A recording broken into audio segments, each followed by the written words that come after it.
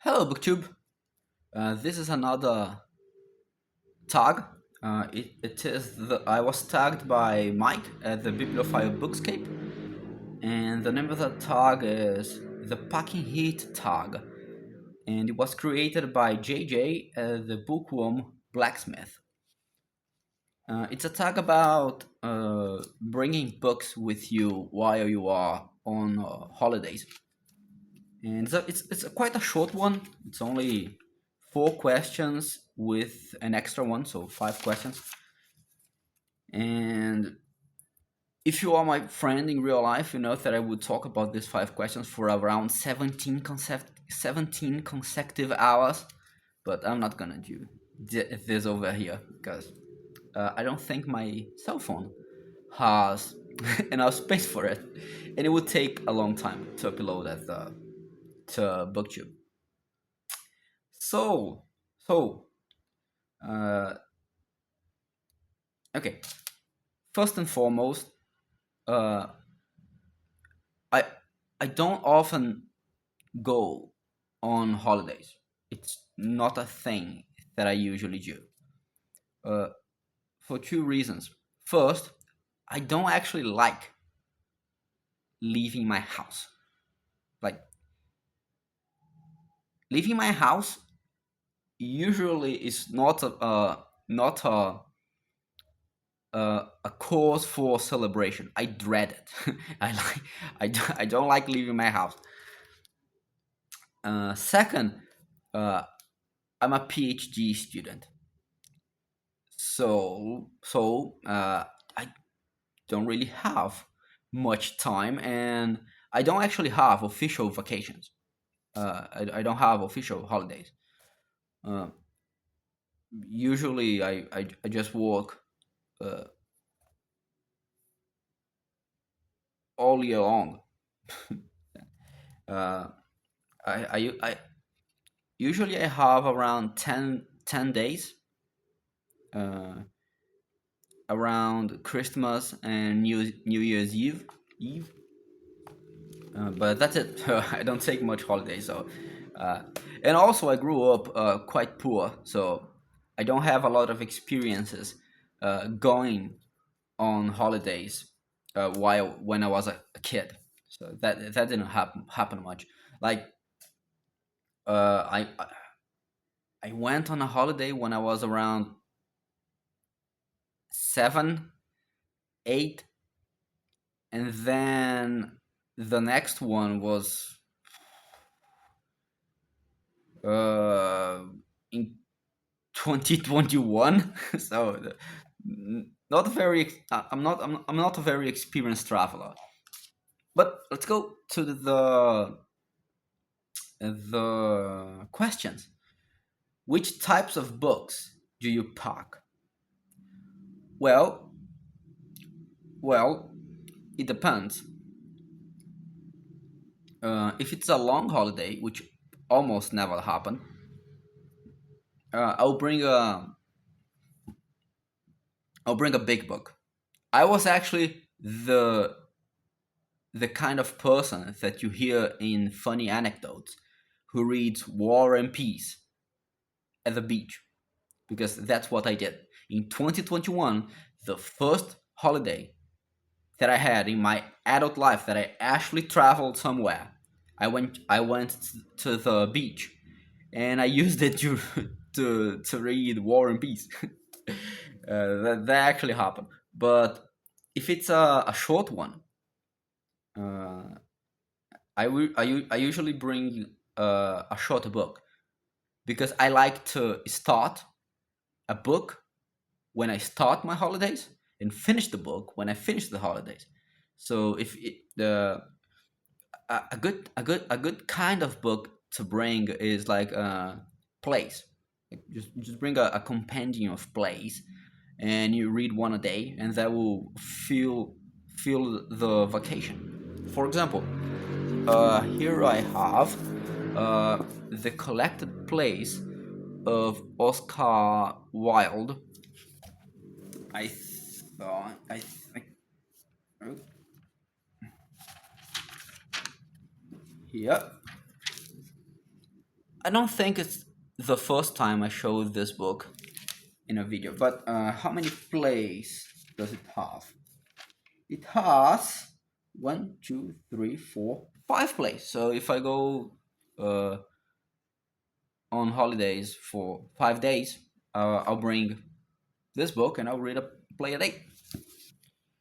What else? Okay, I also have this tiny volume, which is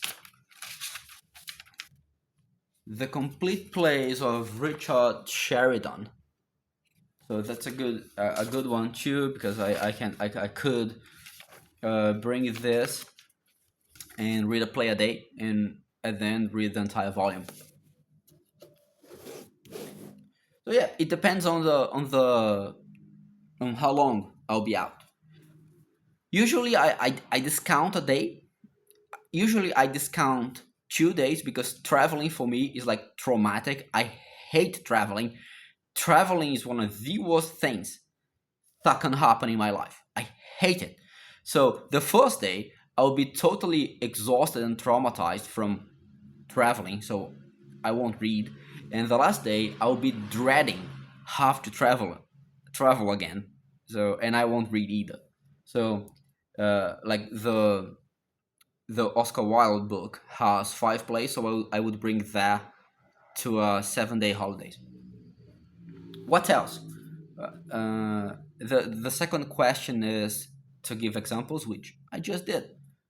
Uh, Third question: should leave space in your bag to bring back books bought on holidays? Yes, you should, unless you are going somewhere that you know doesn't have bookshops. Uh, for example, in the last in the 2021 vacation that I went to the beach, I knew that there was no bookshops there, and I often I prefer I I enthusiastically prefer used bookshops, and I knew the city had none, so I didn't buy any. But you should leave space. And fourth question: what's your formula for working out how many books? Oh no, okay, I didn't finish answering the third question. So should you leave space when I go somewhere that I know has bookshops? Uh, what I often do is that my suitcase. For some reason, I almost said valise in French. I must be tired. Uh, French isn't even my well. Uh, Usually, my suitcase, I bring my clothing. I'm a very simplistic person. Like, usually, all all clothing that I have fits in a small suitcase. I don't have a lot of clothing, and I always bring my backpack. And in my backpack, I put the books that I intend to read during the holidays, and the rest of the backpack is to be filled with the books that I buy at the place. So, fourth question: what's your formula for working out how many books to bring? As I said, I actually accidentally answered there while I was answering the first question. So it depends. If it's a short, I will bring plays or short stories. Oh, and by the way, also one thing that Mike said that I also do. I always bring with me some poetry book because so I can read. I can dip in and dip out without a lot of commitment, just to read a few poems. For example, right now I'm doing that with the poetical works of John Donne. And so, bonus question: what book would you recommend to someone who can't travel? Lucky person. A book which would make them feel like they've gone on a holiday while reading. So I thought about two books. One is nonfiction, and I forgot to I'm such a bad professional. I forgot to bring my props before starting the video. So the first one that I thought is a non-fiction book, and it's this break of a thing, which is The Discoverers by Daniel Burstein. And why? It's like I think this version is 800 pages. It's a book about the history of science. Here, it's like an arm workout. It's about the history of science and why will it make you feel like you are traveling? Because it will take you through thousands of years of the history of science and through several places. It will take you from ancient Babylon to Greece to Egypt to Rome to the Middle Ages to the age of discovery and navigation. It would truly make you. It's a non-fiction book that will make you feel like you are traveling.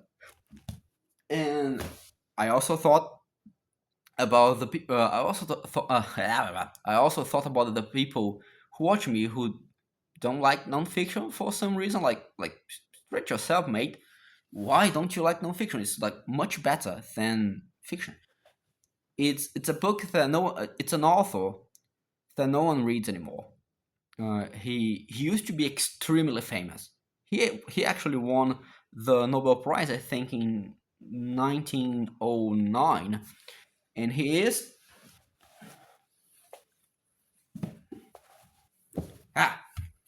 Rudyard Kipling. Kim. The book is Kim by Rudyard Kipling.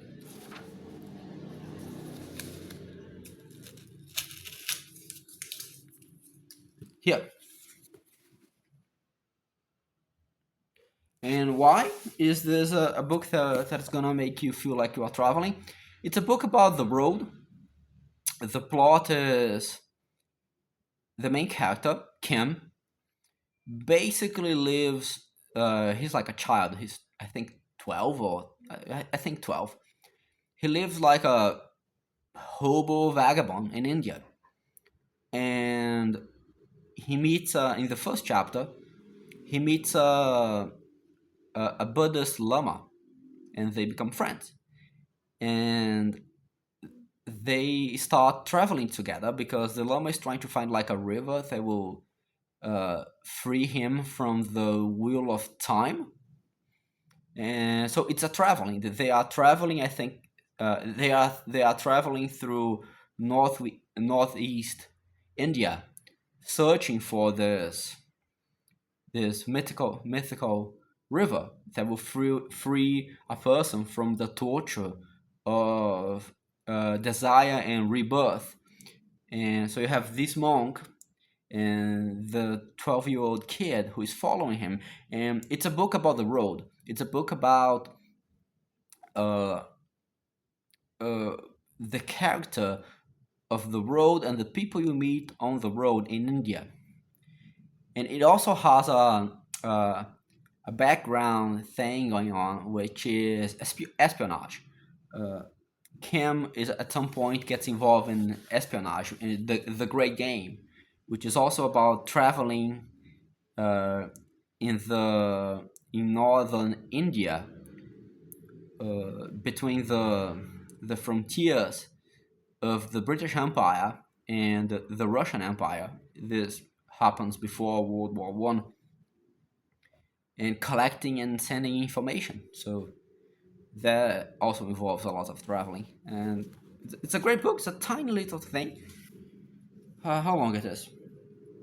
Okay, this it's not as short as it looks. This edition is 345 pages. I like this tiny hardcover editions from the Modern Library because although it's like a mass market, it's a different mass market because it's hardcover. and the font size is not, it's not that small, so I can read it because I'm an old man apparently. So yeah, Kim by Rudyard Kipling. And the last question is to tag people. Uh, I'm not, I don't know enough people to tag them. So if you are watching this video, you are tagged. Just feel free to make it. Well, thank you, JJ, for creating this tag, and thank you, Mike, for uh, tagging me. And thank you, BookTube.